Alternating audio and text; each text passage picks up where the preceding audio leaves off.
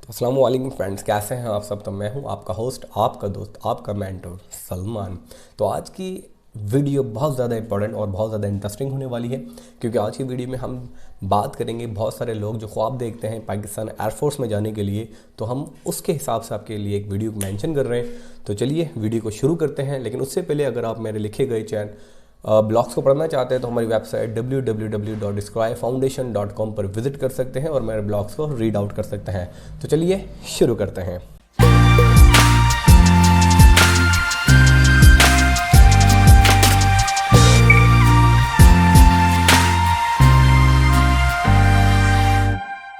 जो हम बात करने जा रहे हैं वो मैं आपको बताने जा रहा हूं कि पाकिस्तान एयरफोर्स में वो गर्ल्स जो ख्वाब देखती हैं कि पाकिस्तान एयरफोर्स को ज्वाइन करना है, तो वो किस तरीके से पाकिस्तान एयरफोर्स को ज्वाइन कर सकती हैं।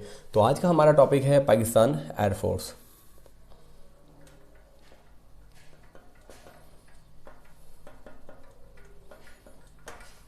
पाकिस्तान एयरफोर्स में जो गर्ल्स ज्वाइन करेंगी वो कहलाती हैं फीमेल मेडिकल असिस्टेंट्स। ठीक है, तो वो कहलाती हैं फीमेल मेडिकल असिस्टेंट। बेसिकली वो गर्ल्स का जो रैंक होता है वो होता है BPS 11।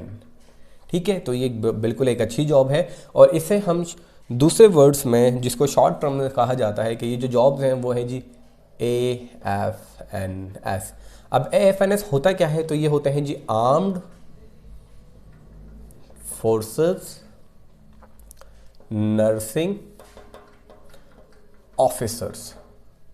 ठीक है जी, ये पहला ही ऑफिसर तो होते हैं, इनको रैंक लगता है, उसके बाद ये अपनी उस ऑफिसर्स बनने के बाद ये अपनी वहाँ पे सर्विसेज प्रोवाइड करते हैं, तो फिर इन्हें कहा जाता है आर्म फोर्सेस नर्सिंग सर्विसेज। ठीक है, तो अब ये जो गर्ल्स हैं वो किस तरीके से ज्वाइन कर सकती हैं। तो देखें जी, यहाँ पर वो गर्ल्स जो मैट्रिक कर चुकी हैं, फर्स्ट ईयर में है या इंटर में है। ठीक है, अगर वो मैट्रिक की बुनियाद पे अपेयर होना चाहती हैं पाकिस्तान एयरफोर्स में और इस जॉब को हासिल करना चाहती हैं और अपने ड्रीम को सक्सेसफुल करना चाहती हैं, तो ये चीज़ें उनके पास होनी चाहिए। तो मैं आपको ये क्राइटेरिया मेंशन कर देता हूँ और आप किस तरीके से जॉब को हासिल करेंगे।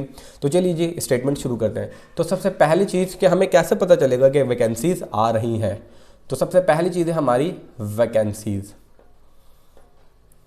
ठीक है, उसके बाद हमारा जो दूसरा पॉइंट होगा वो है जी हमारी क्वालिफिकेशंस,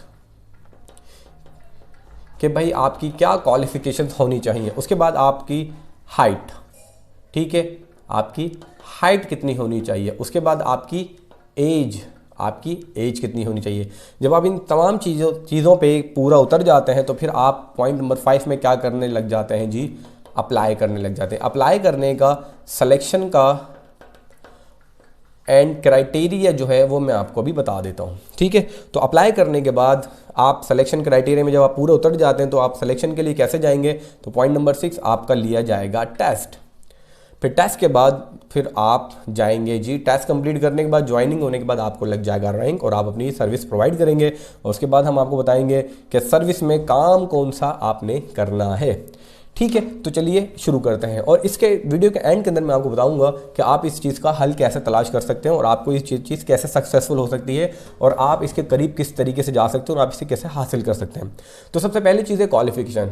देखें जी, इसकी जो क्वालिफिकेशन यानी इसकी जो वैकेंसीज आती हैं, पहली चीज़ हमारे पास वैकेंसी फिर क्वालिफिकेशन की बात करते हैं। तो वैकेंसीज इसकी जो है वो वेबसाइट पर आती हैं। वेबसाइट है www.pak.airforce।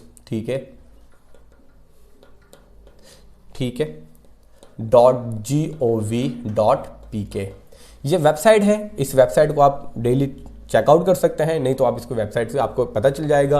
और इसकी जो वैकेंसीज होती हैं वो न्यूज़पेपर्स के थ्रू आती हैं। आप देख सकते हैं कटिंग, तो आपके पास न्यूज़पेपर के थ्रू आती हैं। डॉन न्यूज़पेपर में आती हैं और मल्टी न्यूज़पेपर्स में भी आती हैं।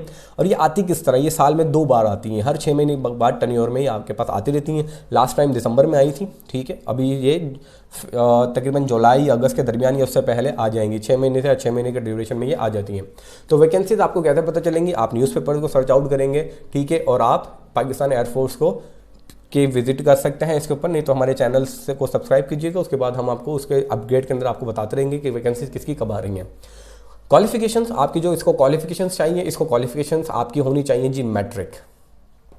ठीक है। आपका मैट्रिक बी ग्रेड में पास होना चाहिए, ठीक है। उसमें सब्जेक्ट्स हैं फिजिक्स, केमिस्ट्री और बायो, ठीक है। उसके अंदर आपके 33 मार्क्स होने चाहिए, इंग्लिश में आपको 47 मार्क्स होने चाहिए, ठीक है। वो एक कंपेयर है कि जी आपके अपने बोर्ड के हिसाब से होने चाहिए, लेकिन आपका जो ग्रेड होना चाहिए वो बी ग्रेड होना चाहिए। हर बोर्ड का एक अलग सिस्टम है, लेकिन आप रिमाइंड रखिएगा कि आपका बी ग्रेड होना चाहिए, ठीक है।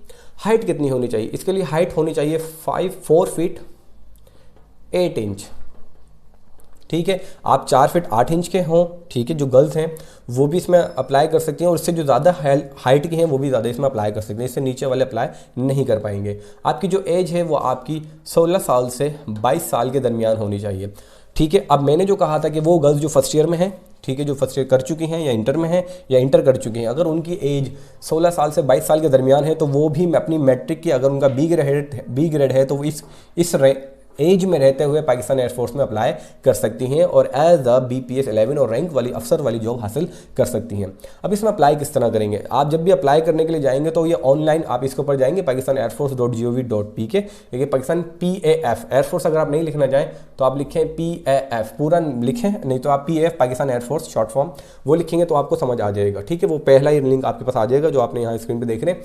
तो आप अप्लाई करेंगे, उसमें आपका क्राइटेरिया अगर आप इसमें पूरे उतरते हैं तो फिर आपका सिलेक्शन होना के चांसेस हैं कि आपका फॉर्म एक्सेप्ट हो जाएगा।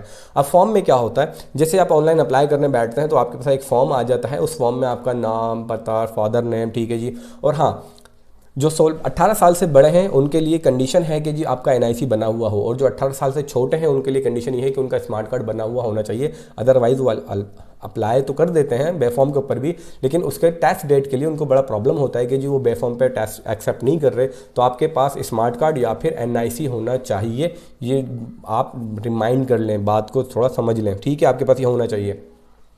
जब आप ये तमाम चीज़ें कर लेते हैं, आप ऑनलाइन अप्लाई करते हैं, ऑनलाइन अप्लाई होता है पाकिस्तान PAF एयरफोर्स की, उसके ऊपर फ्री ऑफ कॉस्ट है, कोई पैसा नहीं लगते। उसके बाद जब अप्लाई कर देते हैं तो आपके पास एक स्लिप आ जाती है, ठीक है। अब मैं स्लिप के पार्टीशन करके आपको बता देता हूँ।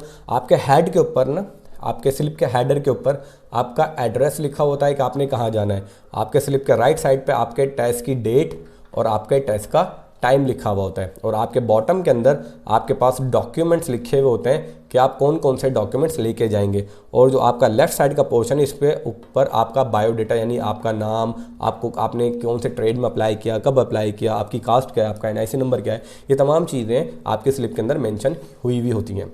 जब आपके टेस्ट की डेट आ जाती है तो आप टेस्ट देने के लिए चले जाते हैं, वो इस चीज़ का इनिशियल टेस्ट कहलाता है। अब इस इनिशियल टेस्ट के अंदर कैटेगरीज हैं। इनिशियल टेस्ट के अंदर आपके पास सबसे पहला आता है इंटेलिजेंस टेस्ट, ठीक है जी। आपका इंटेलिजेंस टेस्ट, और मैं आपको बताऊंगा कि आप इंटेलिजेंस किस तरीके से आप अचीव कर सकते हैं, किस तरीके से आप सक्सेसफुल हो सकते हैं। तो आपका सबसे पहला आता है जी इंटेलिजेंस टेस्ट। अब जो इंटेलिजेंस टेस्ट है वो सिर्फ एक चीज़ का नहीं है, वो कई सारी चीज़ों का मजमूआ है, वो कई सारे टेस्ट के क्राइटेरिया के ऊपर मुश्तमिल हुआ वो होता है। उसमें बहुत सारे टेस्ट शामिल होते हैं, बहुत सारी सिचुएशन शामिल होती हैं। तो आपको ये ध्यान से पढ़ना होता है, हर एक चीज़ यहाँ पे बड़ा ध्यान से, क्योंकि आप एक बार अटैम्प्ट करते हैं उसमें कोई रिप्लेस की चांसेस नहीं है आपका, फिर आप 6 महीने बाद दोबारा अप्लाई करें।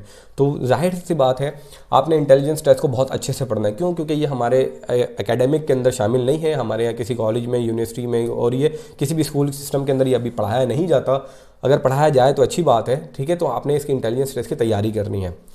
उस इंटेलिजेंस टेस्ट के बाद आपके पास पॉइंट नंबर 2 आता है, दैट इज़ एकेडमिक टेस्ट, ठीक है जी। आपका एकेडमिक टेस्ट, आपके एकेडमिक टेस्ट आपके जो मेजर सब्जेक्ट्स होते हैं, जैसे फिजिक्स हो गया, बायो हो गया, इंग्लिश हो गया, ठीक है। तो इस तरह इन 3-4 सब्जेक्ट्स के ऊपर आपका क्या होता है जी, एकेडमिक टेस्ट लिया जाता है। अब सबसे पहले जब आप सिस्टम की स्क्रीन के ऊपर बैठ जाते हैं टेस्ट देने के लिए, तो पहले इंटेलिजेंस टेस्ट आता है। अगर आप वो क्लियर करते हैं तो फिर आपके पास एकेडमिक टेस्ट आएगा। अगर वो आप क्लियर करते हैं तो फिर आपके पास थर्ड जो टेस्ट आता है वो आता है जी पर्सनैलिटी टेस्ट,